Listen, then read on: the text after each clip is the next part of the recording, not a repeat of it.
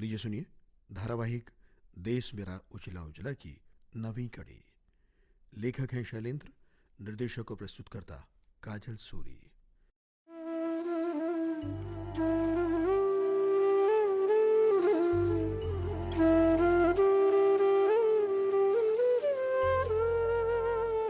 पिछले प्रकरण में आपने सुना जोया के साथ सुबह सवेरे सैर पर जाते समय अदिति को एक तकलीफदेह सच्चाई का पता चलता है कि गांव की महिलाओं को मुंह अंधेरे शौच के लिए जंगल जाना पड़ता है।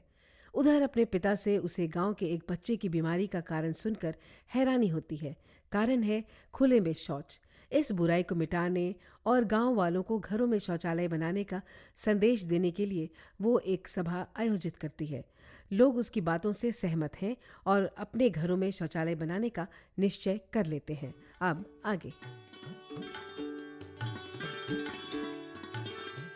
अरे मुनव्वर, तुम तो आते ही शिकायतों का पिटारा लेकर बैठ गए। भाईजान, आपको रविशंकर की बेटी की मीटिंग में जाने की क्या जरूरत आन पड़ी थी? भाई, रविशंकर मेरा दोस्त है और वो उस मीटिंग में शिरकत कर रहा था। गांव के कई मुअज़्ज़िज़ लोग भी उसमें शामिल हुए थे। वो मीटिंग एक अहम मसले को लेकर रखी गई थी। भाई, ऐसा मसला जिससे गांव के आधे से ज्यादा घर वाबस्ता हैं।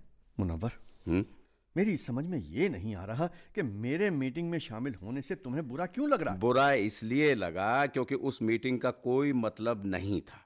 आप खामखा वहां गए। लोग मैदान में जाना पसंद करते हैं या टॉयलेट बनवाना चाहते हैं, ये हर आदमी की अपनी मर्जी पर मुनस्सर करता है। ये मामला गांव की सफाई से ताल्लुक रखता है। मैदान जाने से बच्चों की सेहत और उनके जहन पर भी बहुत बुरा असर पड़ रहा है। मेरी सरेआम बेइज्जती हो रही है। लोग आपका नाम लेकर मुझे 100 बातें सुनाते हैं। मुनव्वर, अरे कहने वाले तो मुझे भी नहीं बख्शते, लेकिन मुझे कोई फर्क नहीं पड़ता। भाईजान, आपको फर्क नहीं पड़ता, लेकिन आपकी वजह से मैं अपनी बेइज्जती करवाने के लिए तैयार नहीं हूं। माफ कीजिएगा, आपका ऐसा ही रवैया रहा तो खानदान की नाक कटने में देर नहीं लगेगी। मुनव्वर, जरा सोच समझ कर बोलो। अरे मैंने ऐसा क्या किया है जिससे हमारे खानदान की आपने जोया को इतनी आजादी दे दी, वो खुलेआम गांव में घूमती फिरती है। ये क्या कम था जो अब आपको दूसरों के जाती मामलों में दखल देने का शौक चल रहा है? बहुत हो गया भाईजान, खुदा के लिए बंद कीजिए ये सब। मैं अपनी बेटी को चाहे आजादी दूं या पर्दे में रखूं, यह मेरा भी जाती मामला है। खैर, मुझे तो ऐसे लोगों की अक्ल पर तरस आता है जो मेरे किए की सजा तुम्हें देना चाहते हैं। अब देखो, आइंदा मेरी वजह से कोई तुम्हें कुछ कहने लगे तो उसे मेरे पास भेज दिया करो। मैं अपने आप उनसे निपट लूंगा। रही बात दूसरों के मामले में दखल देने की, तो गांव की हवा में जो भी काम किया जाएगा मैं उसमें बराबर शरीक होऊंगा। मैं जो भी करूंगा उसके लिए मैं अकेला जिम्मेदार होऊंगा। ठीक है।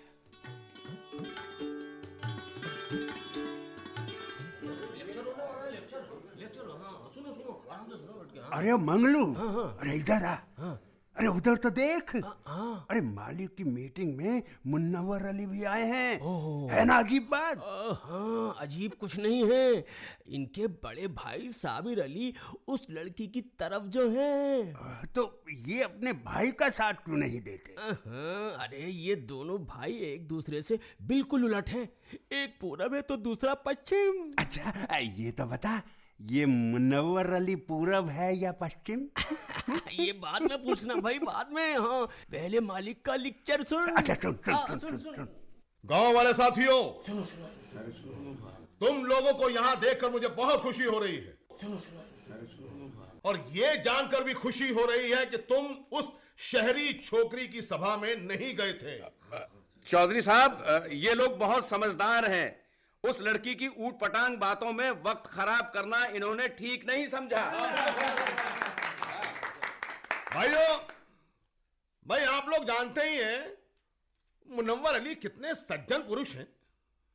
एक तरफ ये हैं जो मेरी सेवा भावना का आदर करते हैं, और उधर उनके बड़े भाई साबिर अली हैं।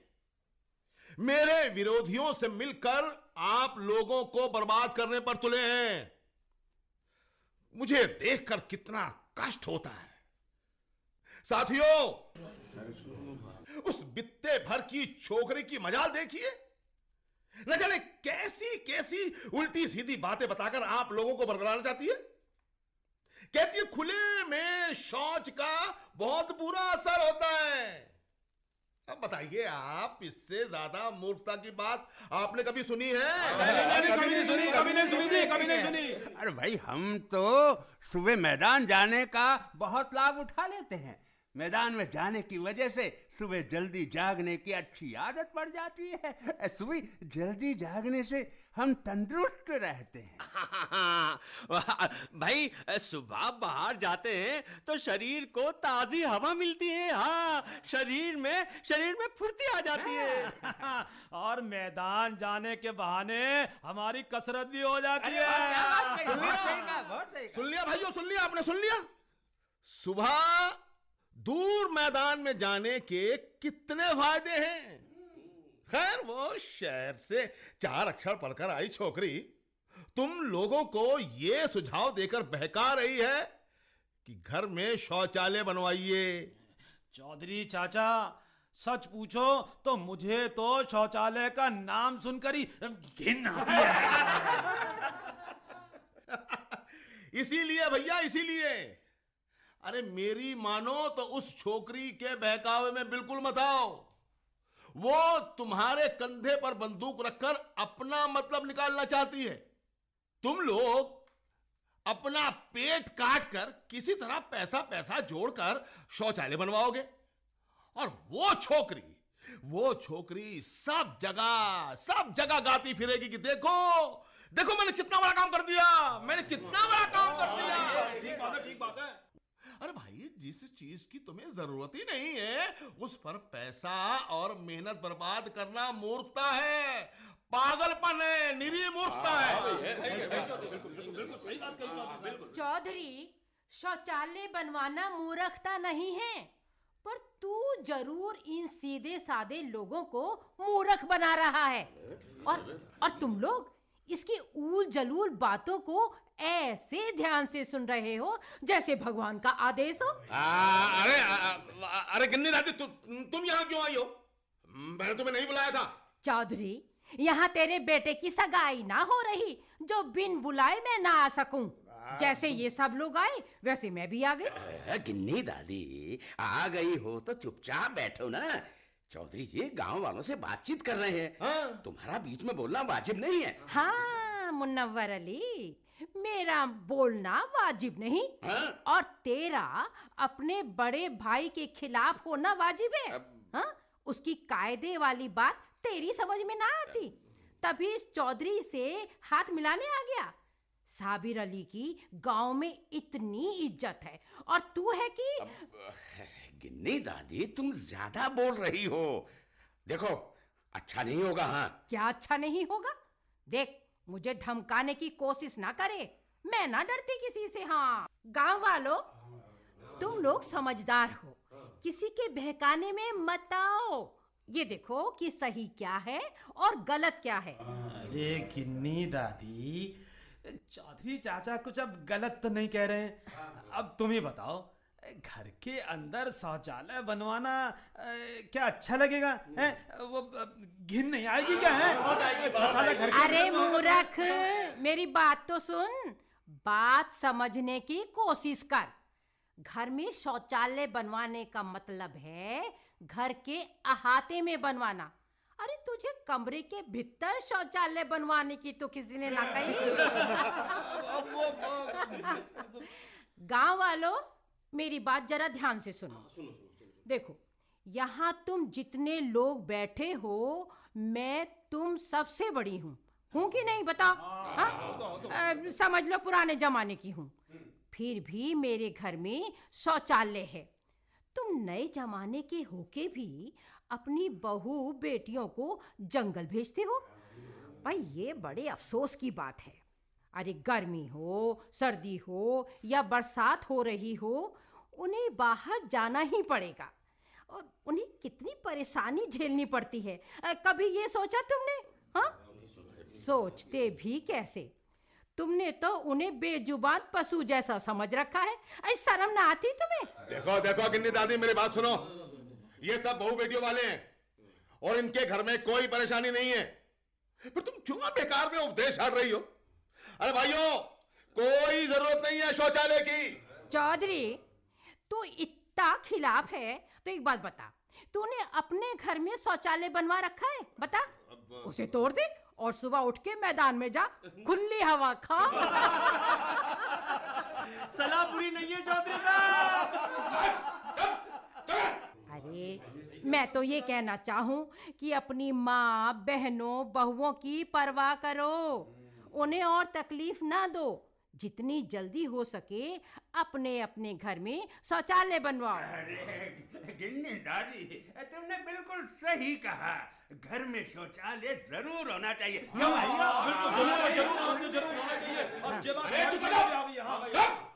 चुप नमक हराम कहीं के, दूर जा मेरे सामने से। चौधरी साहब, ऐसे को कह रहे हो?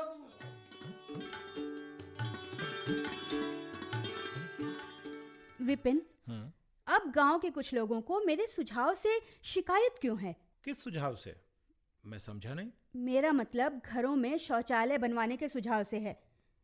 अच्छा, क्या तुम्हें लगता है कि मैंने गलत सुझाव दिया है? मैंने तो ऐसा कभी नहीं कहा अदिति। तुमने नहीं कहा, लेकिन तुम्हें मालूम ही है ना कि चौधरी जी ने इसका कितना विरोध किया है। उन्होंने लोगों से साफ साफ कहा कि शौचालय बनवाने की जरूरत ही नहीं है। और विपिन, उस वक्त तुम भी वहां मौजूद थे। क्या तुम्हें लगता था कि तुम्हारे पिताजी ठीक कह रहे हैं? क्या शौचालय नहीं होने चाहिए? अदिति, हर आदमी की सोच अलग होती है। अगर मेरे डैडी की सोच मुझसे अलग है और गलत है तो भी मैं उसमें दखल कैसे दे सकता हूँ? मैं इतना बदतमीज नहीं कि 50 लोगों के बीच अपने डैडी की जुबान पकड़ लेता। वो मेरे डैडी हैं अदिति, आप जी भूल जाती हैं। विपिन, मुझे इस बात की बहुत खुशी है कि तुम अपने पिता का बहुत आदर करते हो। लेकिन विपिन, कल को अगर वो तुम्हारे प्रति कोई भारी अन्याय करते हैं तो क्या तब भी तुम चुप बैठे रहोगे, कुछ नहीं बोलोगे? मेरा ख्याल है अब सवाल खत्म हुए, जाता हूं। विपिन, मेरी बात सुनो। विपिन, विपिन, विपिन।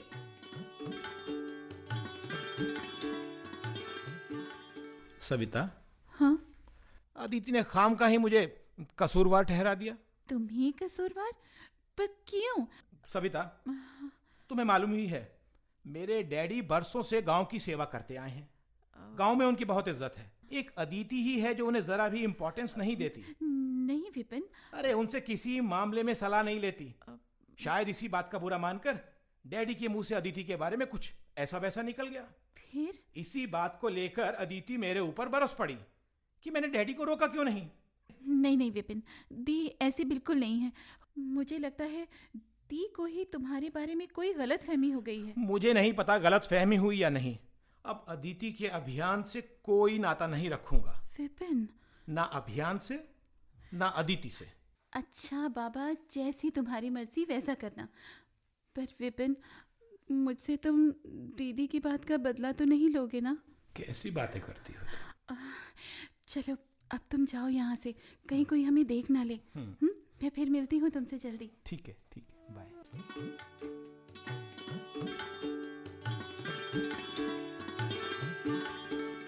भाई प्रधान जी, मैं तो पहले ही जानता था कि ये शौचालय वौचालय कुछ नहीं बनेंगे।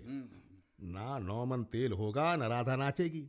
अरे भैया, शौचालय बनवाने के लिए जेब में पैसे होने चाहिए, पैसे। और इन भूखमरों के पास कहां से आए पैसे? चौधरी साहब, मैंने सुना है रविशंकर की बेटी इस बात की कोशिश कर रही है कि गांव वालों को सरकार की तरफ से कुछ मदद मिल जाए। आजकल वो सरकारी दफ्तरों के खुद चक्कर लगा रही है। लगाने दो चक्कर भैया, लगाने दो। एड़ियां घिसेंगी और कुछ नहीं होगा। चौधरी साहब, मैंने एक बात और सुनी है।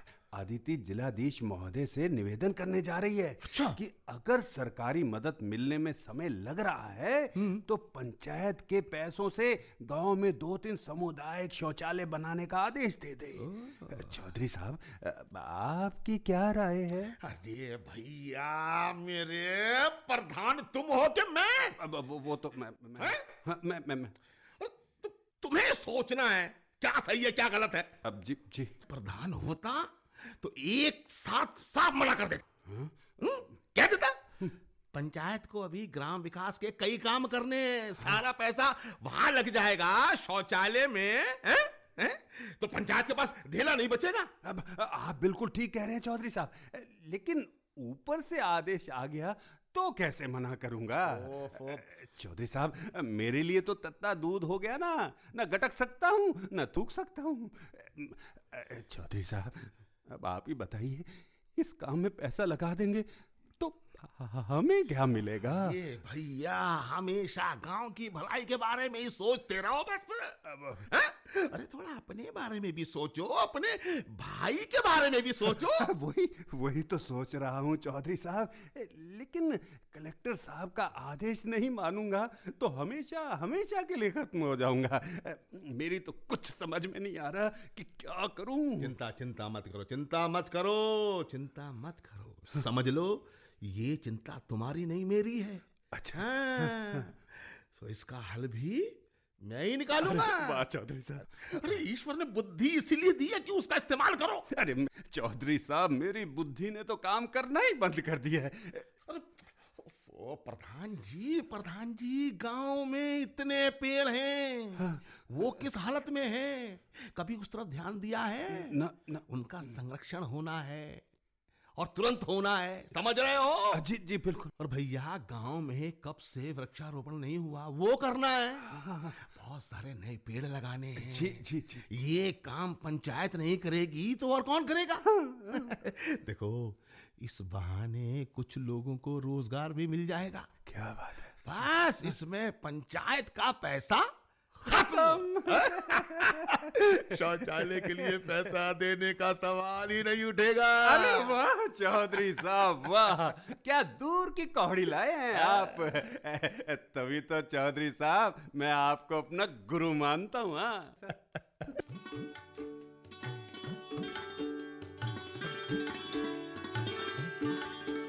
आदिति बेटी, आदिति कहाँ है रामेश्वरी? अरे अपने कमरे में होगी।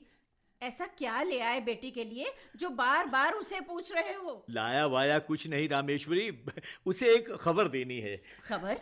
कैसी खबर? मैं भी तो सुनूं। ओहो, तुम्हारे मतलब की नहीं है। आदि बेटी, आदि बेटी। आई बाबा।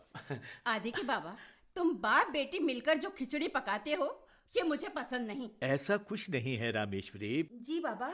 बिटिया, एक अच्छी खबर है। क्या? गांव वालों पर तुम्हारे कहने का असर होने लगा है। अच्छा? लोग अपने घरों में शौचालय बनाने की तैयारी कर रहे हैं। ए लो, ये खबर थी जिसे सुनाने को इतना बेचैन हो रहे थे। इसीलिए मैं कह रहा था तुम्हारे मतलब की नहीं है। आदि, लगता है कल परसों में शौचालय बनवाने का काम शुरू हो जाएगा। पर बाबा, थोड़े से घरों में शौचालय बनने से गांव में स्वच्छता आने वाली नहीं है। मुश्किल तो ये है कि गांव के कई लोग शौचालय के खिलाफ हैं। वे खुले में शौच को सही मानते हैं और उनकी इस सोच को चौधरी जी बढ़ावा दे रहे हैं। बेटी, चौधरी का बैर शौचालय बनवाने से नहीं है, उसका बैर तेरी अच्छाई से है।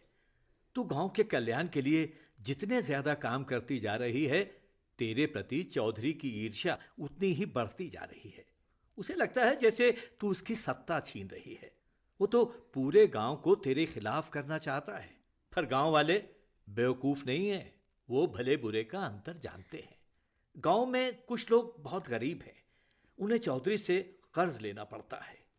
चौधरी मनमाना ब्याज वसूल करता है, फिर भी वो उसका एहसान मानते हैं। चौधरी का साथ देना उनकी मजबूरी है बेटी। हाँ बाबा, ये तो समझती हूँ मैं। बाबा, मैं कोशिश कर रही हूँ कि ज़रूरतमंद लोगों को सरकार की ओर से सब्सिडी दिलवा सकूं। इस सिलसिले में मैं कलेक्टर साहब से मिली भी थी। आदि, देख, मेरी बात मान ले। दूसरों के पीछे इतना हलकान होने की कोई ज़रूरत नहीं है। आदि, तू क्या सोचने लग गई? कुछ नहीं माँ। मैं समझ नहीं पा रही कि मेरे खिलाफ लोगों को भड़काने से चौधरी जी को क्या मिलता है। बताया तो तेरे बाबा ने, चौधरी बड़ा जलनखोर है। गांव में तेरा नाम हो रहा है, इसलिए वो तेरी बुराई करता फिरता है। गिन्नी दादी ने तो उसकी खूब खबर ली, एक तरह से तेरा बदला ले लिया। हाँ माँ, गिन्नी दादी ने तो गांव वालों को चौधरी जी की असलियत बताने में जरा देर नहीं की। माँ, उस दिन दादी वहाँ ना पहुँचती तो गांव वाले मुझे स्वार्थी और लालची मान ही लेते। माँ, अदिति दी, तुम लोग इतनी जोर जोर से बोल रहे हो कि मेरा पढ़ाई में मन ही नहीं लग रहा।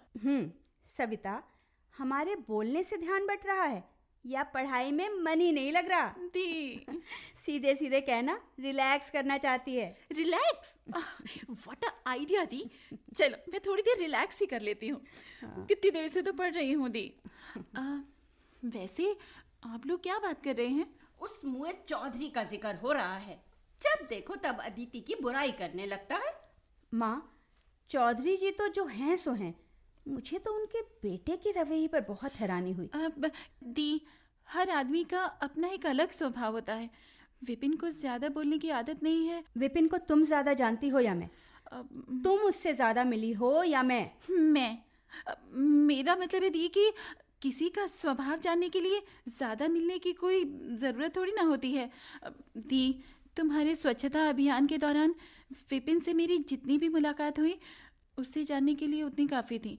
तुम ये भी भूल गई थी कि उसने तुम्हारे अभियान में तुम्हारा कितना सहयोग दिया। नहीं सभी, भला ये मैं कैसे भूल सकती हूँ? इसके लिए तो मैं उसकी बहुत आभारी हूँ। लेकिन मैं उससे ये उम्मीद रखती थी कि वो सच्चाई का पक्ष लेगा, पर उसने मुझे निराश ही किया। दी, मुझे लगता है अब वो तुम्हारा हाथ नहीं बटाता, इसलिए तुम उसे चिढ़ने लगी हो दी और जबरदस्ती उस पर आरोप लगाने लगी। बोलने से पहले सोच तो लिया करो। पर दी, मैंने ऐसा क्या कह दिया जो तुम मुझ पर नाराज हो रही हो? अरे चुप हो जाओ तुम दोनों। बिना बात बहस किया जा रही हो। अदिति, तू भी ना। अरे एक छोटी सी बात पर तूने राई का पहाड़ बना दिया। गलती हो गई माँ, आइंदा विपिन के खिलाफ कुछ नहीं बोलूंगी। अरे दी, अरे सुन ना।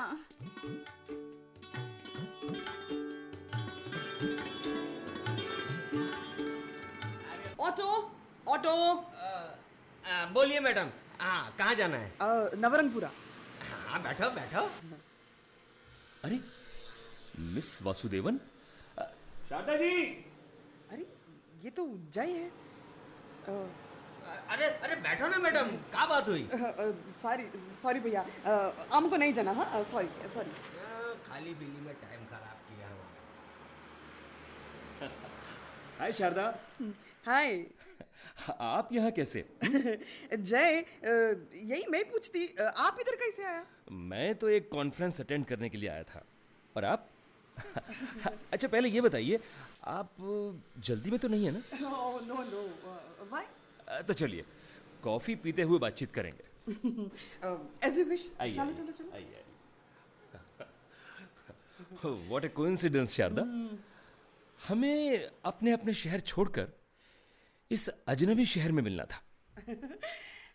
आई was surprised to see you Jay. मैं सोचा जय इधर कैसे आया? ओ, मेरी कॉन्फ्रेंस थी। पर तुम यहाँ कैसे आई? क्या तुम्हारी भी कोई मीटिंग थी? हमारा कंपनी का सब मीटिंग इधर ऑफिस प्रेमिसेस में ही होता है।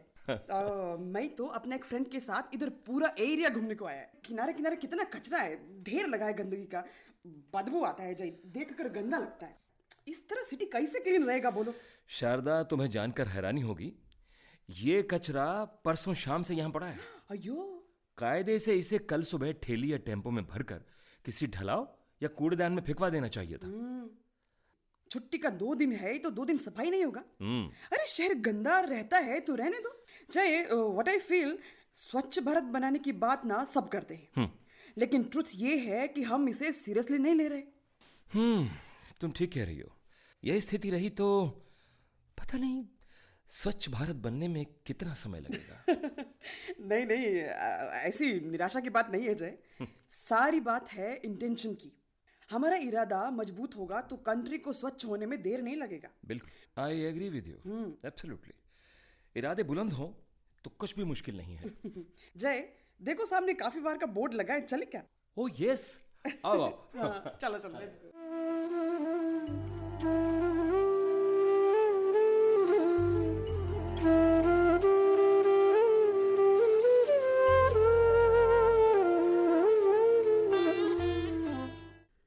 अभी आप सुन रहे थे धारावाहिक देश मेरा उजला उजला की नवीं कड़ी।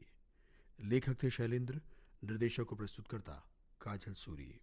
भाग लेने वाले कलाकार थे सुरेंद्र सागर, दिनेश वर्मा, सविता शर्मा, शोभना भारद्वाज, कीमती आनंद, हर्षबाला खन्ना, नीरज शर्मा, दक्षा शर्मा, एसएम शरीफ, सविता शर्मा, प्रियंका शर्मा और अंजू बिस्वास।